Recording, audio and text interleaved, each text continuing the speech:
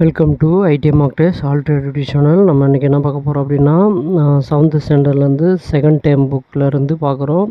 மாநில அரசாங்கம், சரிங்களா? அந்த டாபிக் பார்த்துட்ருக்கோம். இந்த டாப்பிக்லேருந்து கிட்டத்தட்ட நம்ம ஒரு 50 கொஷின்ஸ் பார்க்க போகிறோம். ஸ்கூல் புக்கிலேருந்து 6th-லேருந்து 12th வரைக்கும் இருக்கக்கூடிய அனைத்து புக்ஸ்லேருந்தும் நம்ம கொஷின்ஸ் ஒவ்வொரு வீடியோவாக பார்த்துட்ருக்கோம். வாங்க வீடியோக்குள்ளே போகலாம். நீங்கள் எந்த காம்படிட்டிவ் எக்ஸாம் படித்தாலும் சரி, டிஎன்பிசியில் group 1, group 2, group 4, PCSC exam எந்த எக்ஸாம் படித்தாலும், இல்லை சென்ட்ரல் கவர்மெண்ட் எக்ஸாம் படித்தாலும், ரயில்வே, எஸ்எஸ்சி, ஸ்கூல் புக்கு 6th-லேருந்து 12th வரைக்கும் நீங்கள் கம்பல்சரி படித்து தான் ஆகணும், சரிங்களா? அதுதான் இந்த சீரீஸ் நம்ம பார்க்குறோம். எவ்வளோ எளிமையாக படிக்கலாம், படிக்கிறது எப்படி, சிலபஸை கவர் பண்ணுறது அப்படின்றது உங்களுக்கு இந்த வீடியோவில் நம்ம பார்க்குறோம், சரிங்களா? ஃபஸ்ட்டு கொஷின், மாநில அரசு அப்படின்ற டாப்பிக்லேருந்து பார்க்குறோம்.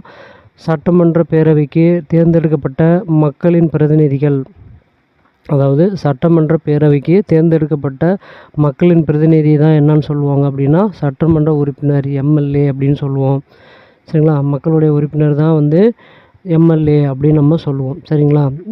நம்ம இந்த டாபிக் முடியறதுக்குள்ள பார்த்தீங்க அப்படின்னா, நீங்கள் அரசியல் சம்மந்தமாக நிறைய விஷயம் நீங்கள் இந்த வீடியோவில் தெரிஞ்சுக்கலாம். இந்த வீடியோவை ஸ்கிப் பண்ணால் முழுசாக பாருங்கள். அடுத்தது, எம்எல்ஏனா யார்? மக்களினுடைய பிரதிநிதி, சரிங்களா? சட்டமன்ற பேரவைக்கு தேர்ந்தெடுக்கப்படக்கூடிய மக்களின் பிரதிநிதி தான் யார்? சட்டமன்ற உறுப்பினர், சரிங்களா? எம்எல்ஏன்னு சொல்லுவோம்.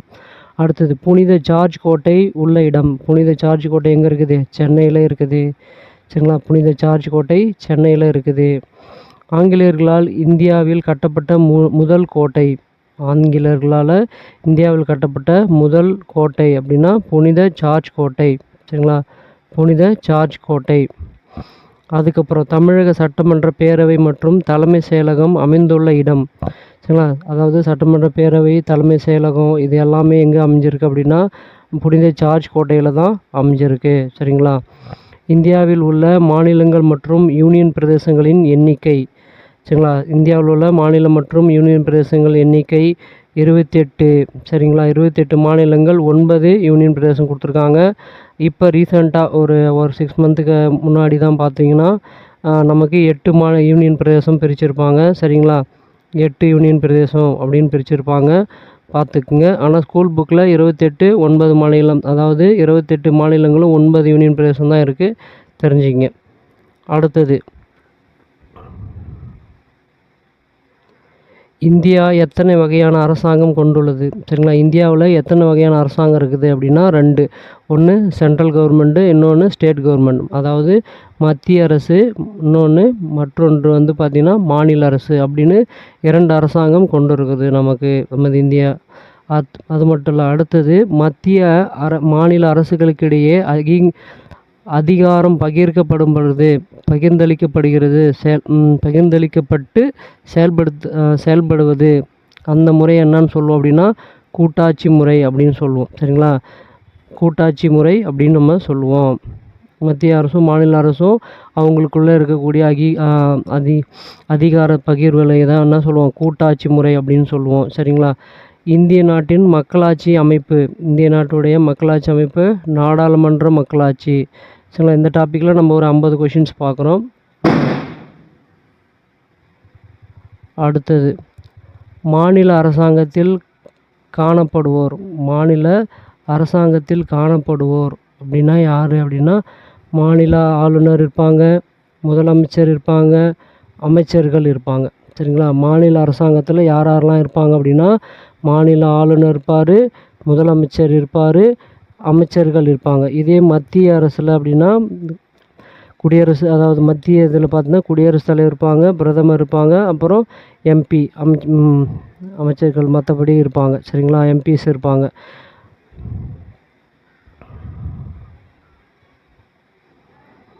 அடுத்தது, பாராளுமன்ற பேரவையில் உள்ளவர்கள், அதாவது பாராளுமன்றத்தில், சரிங்களா?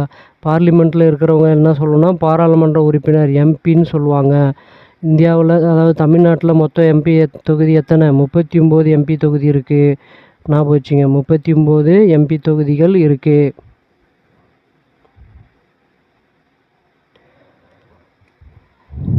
தமிழ்நாட்டில் மொத்தம் எம்பி தொகுதிகள் 39 எம்பி தொகுதிகள் இருக்குது, ஞாபகம் வச்சுங்க. அடுத்தது அடுத்தது சட்டமன்ற பேரவையில் உள்ளவர்கள் சட்டமன்றத்தில் சரிங்களா. பாராளுமன்றத்தில் எம்பி தொகுதி வந்து தமிழ்நாட்டுக்குன்னு பார்த்தீங்கன்னா 39, பாண்டிச்சேரி 1 10 சரிங்க. அதாவது பாண்டிச்சேரி 1 சேர்த்திங்கன்னா 40ன்னு வரும். சட்டமன்ற பேரவையின் உள்ளவர்கள், பேரவையில் உள்ளவர்கள் எத்தனை பேர் அப்படின்னா சட்டமன்றத்தில் அப்படின்னா அவங்கள தான் என்ன சொல்லுவோம், சட்டமன்ற உறுப்பினர்கள் எம்எல்ஏ அப்படின்னு சொல்லுவோம்.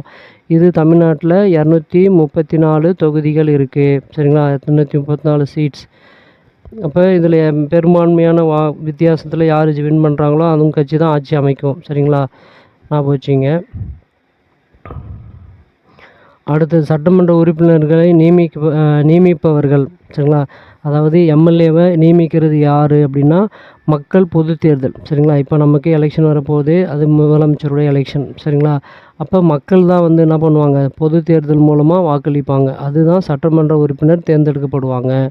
எம்எல்ஏவை தேர்ந்தெடுக்கிறது மக்களால் தேர்ந்தெடுக்கப்படுவாங்க. ஓகே. அடுத்தது தேர்தலில் வாக்களிக்கும் வயது சரிங்களா.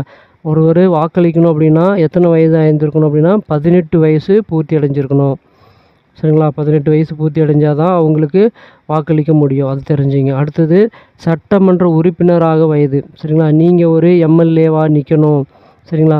சட்டமன்ற எலெக்ஷனில் நீங்கள் ஒரு எம்எல்ஏவாக நிற்கணும் அப்படின்னா உங்களுக்கு குறைஞ்சது எத்தனை வயசு பூர்த்தி அடைஞ்சிருக்கணும், 25 வயது பூர்த்தி அடைஞ்சிருக்கணும். அப்போ தான் நீங்கள் எம்எல்ஏவோ இல்லை முதலமைச்சராகவோ ஆக முடியும் சரிங்களா. அடுத்தது தேர்தலை நடத்துவது, அவற்றை கண்காணிப்பது யாருடைய பணி சரிங்களா. இப்போ நம்ம தமிழ்நாட்டில் தேர்தல் வரப்போகுது, அந்த தேர்தலை யார் கண்காணிக்கிறது, அதை நடத்துறதுலாம் யாருடைய வேலை அப்படின்னா இந்திய தேர்தல் ஆணையம் அதை பார்த்துக்கும் சரிங்களா. இந்திய தேர்தல் ஆணையம். அடுத்தது ஆளுங்கட்சியை சாராத வேறு பல கட்சியை சேர்ந்த சட்டமன்ற உறுப்பினர்கள். ஆளுங்கட்சி சாராத மற்ற சட்டமன்ற உறுப்பினர்கள்லாம் என்னன்னு சொல்லுவோம் அப்படின்னா எதிர்கட்சியினர் அப்படின்னு சொல்லுவாங்க சரிங்களா. எதிர்கட்சி உறுப்பினர்கள் அப்படின்னு சொல்லுவாங்க. அடுத்தது இந்திய குடியரசுத் தலைவர் எத்தனை ஆண்டுக்கு ஒரு முறை ஆளுநரை நியமிக்கிறார் சரிங்களா. ஆளுநர்ன்றவர் எங்கே இருப்பார், ஒவ்வொரு மாநிலத்திலையும் இருப்பாங்க. அவங்க தான் மாநிலத்துடைய முதல் குடிமகன் சரிங்களா. இந்தியாவின் முதல் குடிமகனாக குடியரசுத் தலைவர். மாநிலத்தில் ஒவ்வொரு மாநிலத்துலேயும் அப்படின்னு வரும்போது ஆளுநர் வருவாங்க சரிங்களா. அப்போ அந்த ஆளுநரை எத்தனை ஆண்டுக்கு ஒரு முறை நியமிக்கிறார் குடியரசுத் தலைவர் அப்படின்னா 5 ஆண்டுகளுக்கு ஒரு முறை சரிங்களா. 5 ஆண்டுகள் அவருடைய பணி உண்டு. அடுத்தது ஆளுநருடைய பதவி காலம் சரிங்களா. ஆளுநருடைய பதவி காலம் வந்து 5 ஆண்டுகள் வரைக்கும் அவங்க இருக்கலாம். அதுக்கப்புறம் குடியரசுத் தலைவர் வேறு மாற்றுவாங்க சரிங்களா. அடுத்து பெரும்பான்மை உறுப்பினர்கள் கொண்ட ஆளுங்கட்சி தலைவரை முதலமைச்சராக நியமிப்பவர் யார். அதாவது ஒரு தமிழ்நாட்டில் இப்போ அரசியல் எலெக்ஷன் நடக்குது அப்படின்னா அதில் பெரும்பான்மையாக எந்த கட்சி வின் பண்ணுதோ அந்த கட்சியுடைய சார்பாக தான் முதலமைச்சரை நியமிப்பாங்க சரிங்களா. அந்த முதலமைச்சரை யார் நியமிப்பார் அப்படின்னா ஆளுநர் நியமிப்பாங்க சரிங்களா. அடுத்தது ஆளுநர் ஆவதற்குரிய தகுதிகள். நீங்கள் ஒரு ஆளுநராக போகணும் அப்படின்னா இல்லை யாராவது ஆளுநர் ஆகணும், அவங்களுக்கு என்னென்ன தகுதிகள் இருக்கணும் அப்படின்னா முதல்ல அவங்க இந்தியன் குடிமகனாக இருக்கணும். நல்லா ஞாபகம் வச்சுங்க, இந்திய குடிமகனாக இருக்கணும். 35 வயது நிறைந்தவராக இருக்க வேண்டும். 2வது 35, ஆளுநர் ஆகிறதுக்கு 35, எம்எல்ஏ எம்பி ஆகணும்னா 25 தான் சரிங்களா. எந்த ஒரு வருவாய் தரும் அரசு பதவியில் இருக்கக்கூடாது, எந்த பதவியிலையும் அவங்க இருக்கக்கூடாது. அடுத்தது வாழ்வில் சிறந்த நிலையில் இருக்கணும், அவங்க ஒரு நல்ல நிலையில் இருக்கக்கூடிய நபராக இருக்கணும் சரிங்களா. இதுதான் முக்கியம். அதே மாதிரி இது மட்டும் இல்லை, இப்போ தமிழ்நாட்டில் இருக்கிறவரையே தமிழ்நாட்டில் ஆளுநராக போட மாட்டாங்க சரிங்களா. அதனால் ஞாபகம் வச்சுங்க, அவர் வேறு மாநிலங்களுக்கு தான் ஆளுநராக அப்பாயின்ட் பண்ணுவாங்க, ஞாபகம் வச்சுங்க.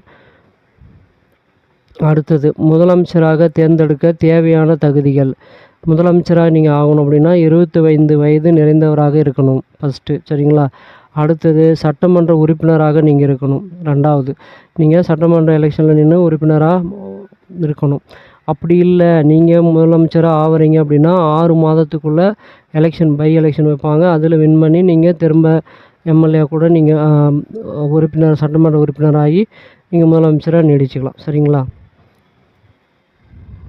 இதெல்லாமே நம்மளுடைய அடுத்தது சட்ட மேலவை உறுப்பினராக எத்தனை வயது பூர்த்தி அடைஞ்சிருக்க வேண்டும் சரிங்களா. தமிழ்நாட்டில் சட்ட மேலவை கிடையாது, அது எடுத்துட்டார் எம்ஜிஆர் ஆட்சி காலத்தில். 1989 எடுத்துகிட்ருப்பாங்க. 1989 எடுத்துகிட்ருப்பாங்க.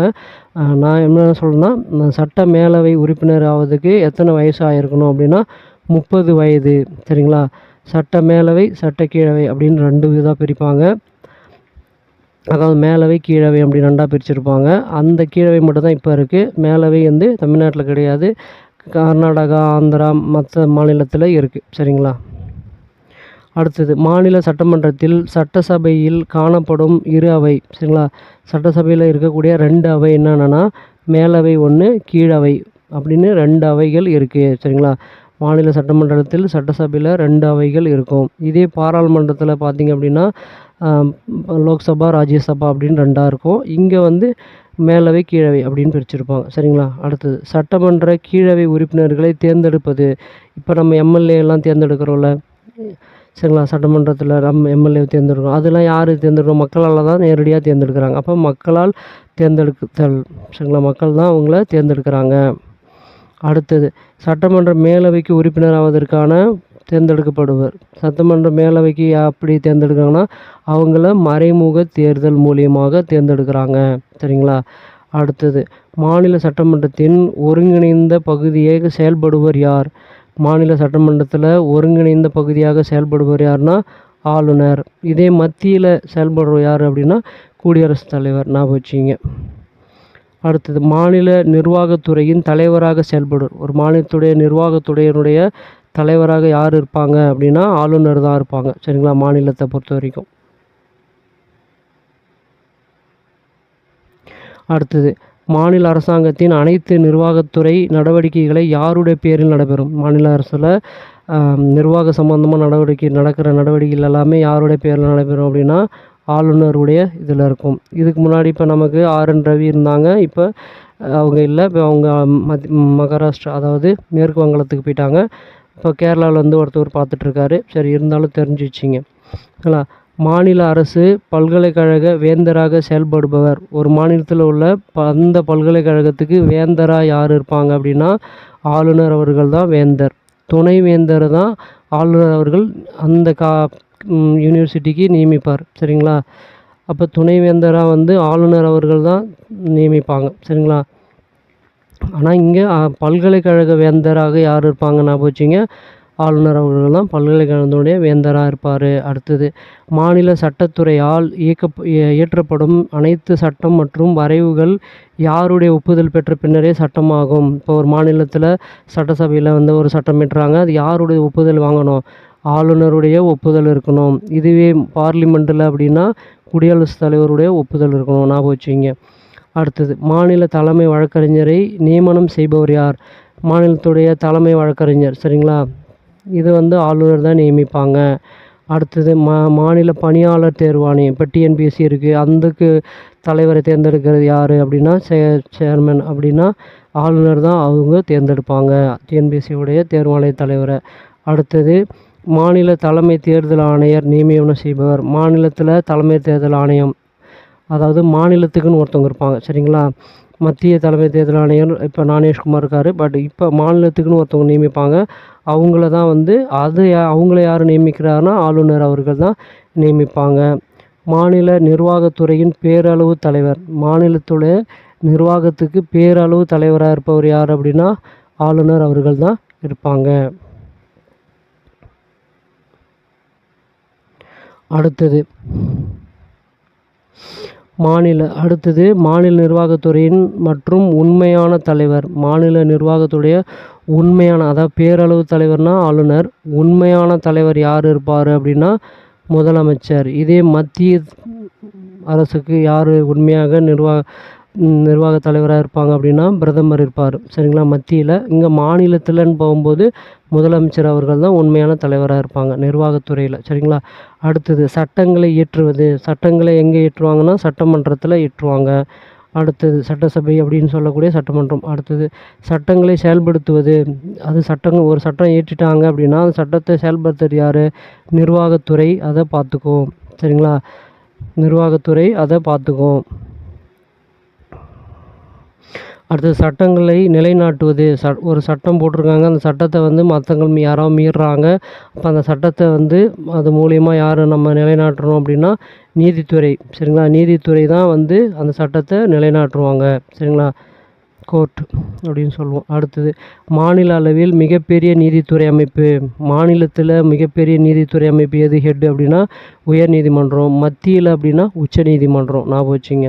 சரிங்களா, மாநிலத்தில் அப்படின்னா உயர் நீதிமன்றம், மத்தியிலனா உச்ச நீதிமன்றம். ஞாபகம் வச்சுங்க. அடுத்தது உயர்நீதிமன்ற தலைமை நீதிபதியை நியமனம் செய்பவர். சரிங்களா, உயர்நீதிமன்ற தலைமை நீதிபதியும் ஆளுநரையும் நியமனம் பண்ணுறவங்க யார் அப்படின்னா குடியரசுத் தலைவர் தான் நியமிப்பாங்க. சரிங்களா, குடியரசுத் தலைவருக்கு அந்த பவர் இருக்குது.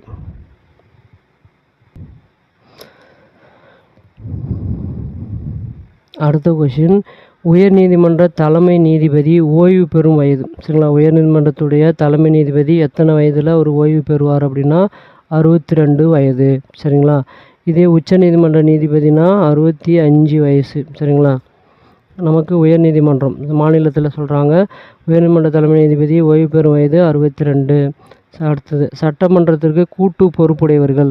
சட்டமன்றத்துக்கு கூட்டாக யார் பொறுப்புடையவங்க அப்படின்னா முதலமைச்சரும் அமைச்சரவை குழுவினரும். சரிங்களா, இவங்க 2 பேருமே கூட்டு பொறுப்புடையவர்கள். சரிங்களா, முதலமைச்சரும் அமைச்சரவை குழுவினரும் இவங்க தான் வந்து சட்டமன்றத்துக்கு முழு பொறுப்பாக இருப்பாங்க. அடுத்தது மாநில சட்டமன்ற உறுப்பினராக குறைந்தபட்ச வயசு. மாநிலத்தில் சட்டமன்ற உறுப்பினராக நீங்கள் ஆகணும் அப்படின்னா உங்களுக்கு குறைஞ்சபட்சம் எவ்வளோ வயசு இருக்கணும்? 25 வயசு ஆகியிருந்தால் தான் மாநிலத்தில் சட்டமன்ற உறுப்பினராக எம்எல்ஏவாக ஆக முடியும். சரிங்களா, எம்எல்ஏவாக இருந்தாலும் எம்பியாக இருந்தாலும். அடுத்தது இந்தியாவில் உள்ள மொத்த மாநிலங்களின் எண்ணிக்கை. இந்தியாவில் உள்ள மொத்த மாநிலங்கள் எண்ணிக்கை 28 மாநிலங்கள் இருக்குது. யூனியன் பிரதேசங்கள் 8 தான். ஞாபகம் வச்சுங்க. ஆனால் ஸ்கூல் புக்கில் 9 கொடுத்துருக்காங்க. இப்போ ரீசெண்டாக நம்ம ஜம்மு அண்ட் காஷ்மீர்லேருந்து லடாக் தனியாக ஒரு இது பிரிச்சிருப்பாங்க, பார்த்துருப்பீங்க. ஓகே, மாநில அரசு நிர்வாகத்தின் ஒட்டுமொத்த தலைவர். மாநில அரசு நிர்வாகத்துடைய ஒட்டுமொத்த தலைவர். நிர்வாகத்தை எல்லாமே யார் பார்த்துக்குவாங்க அப்படின்னா ஆளுநர். ஆளுநர்கிட்ட தான் எல்லாமே சமர்ப்பிப்பாங்க. பில் எல்லாமே ஃபைனலாகி ஆளுநர்கிட்ட போகும். சரிங்களா, அடுத்தது முதலமைச்சர் மற்றும் ஏனைய அமைச்சர்களை நியமிப்பவர். முதலமைச்சரையும் ஏனைய அமைச்சர்களையும் யார் நியமிப்பாங்க? ஆளுநர் அவர்கள் தான் நியமிப்பாங்க. அடுத்தது முதலமைச்சர்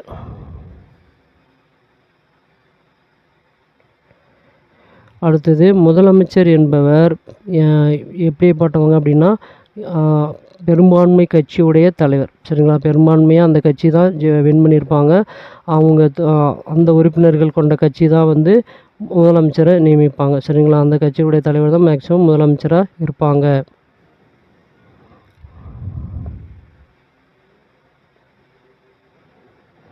அடுத்தது மாநில அரசின் 3 முக்கிய நிர்வாக பிரிவு. ஒரு மாநிலம் அப்படின்னா 3 முக்கிய நிர்வாக பிரிவு இருக்குது.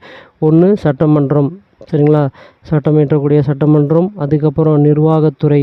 சரிங்களா, செக்ரட்டரியேட் அப்படின்னு சொல்லுவாங்க, நிர்வாகத்துறை. அதுக்கப்புறம் நீதித்துறை. சரிங்களா, கோர்ட்டு. சரிங்களா, உயர்நீதிமன்றம். இவங்க எல்லாமே வந்து பார்த்திங்கன்னா இந்த சட்டத்தை 3 முக்கிய பிரிவுகள் கொண்டது. சட்டமன்றம், நிர்வாகத்துறை, நீதித்துறை. நிர்வாகத்துறைக்கு தலைவராக சீஃப் செக்ரட்டரின்னு அப்படின்னு இருப்பாங்க. சரிங்களா, அடுத்தது சட்டமன்ற பொறுத்துக அப்படின்னு கேட்டிருக்காங்க. இது கரெக்டாக நீங்கள் இது பண்ணிங்க. சட்டமன்ற உறுப்பினர்கள் அப்படின்றவங்க எங்கே இருப்பாங்கன்னா சட்டமன்றத்தில் இருப்பாங்க.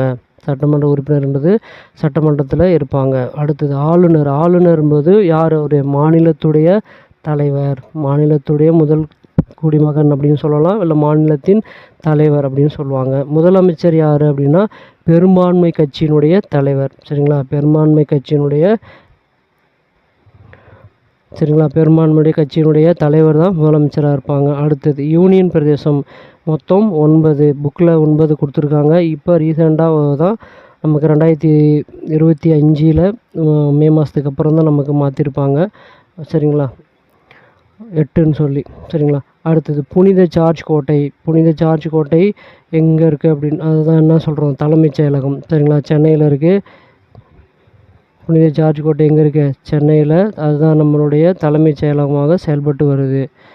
ஓகே ஃப்ரெண்ட்ஸ், இந்த வீடியோவுடைய டிஸ்கிரிப்ஷனில் மற்ற ஸ்கூல் புக் முடித்த வீடியோலாம் கொடுத்துருக்கோம், அதுவும் பார்த்து பயன்பெறுங்க. மறக்காமல் நம்ம வீடியோ டிஸ்கிரிப்ஷனில் டெலகிராம் சேனலுடைய லிங்க் கொடுத்துருக்கோம், அதுலேயும் ஜாயின் பண்ணிங்க. உடனுக்குடனே இந்த வீடியோ உங்களுக்கு கிடைக்கப்பெறும். தேங்க்யூ. மறக்காமல் நம்ம சேனலை சப்ஸ்கிரைப் பண்ணிக்கங்க.